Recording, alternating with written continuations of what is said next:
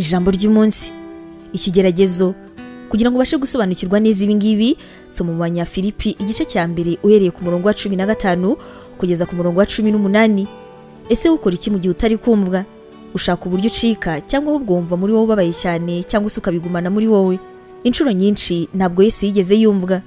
Ibintu bamushinjije ni nabyo byaje kumugeza ku rupfu, apfira ku musaraba, ariko icyo gihe Imana iratsinda. Ubuzima bwa Kristo ntabwo bwari bushingiye ku bigeragezo ndetse no kubigusha. Ntabwo yigeraga yita ku bataramukundaga cyangwa se bamuvugaga nabi cyane.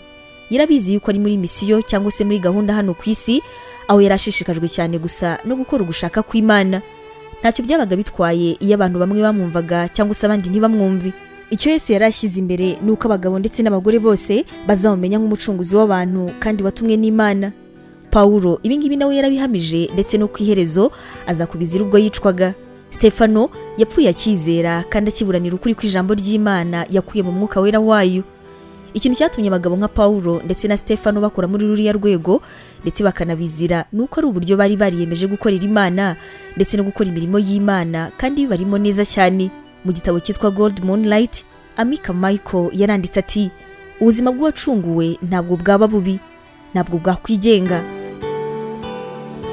Tangirana umunsi wawe n'ibyishimo watewe n'ijambo ry'Imana ukora subscribe hano kuri Nemi TV.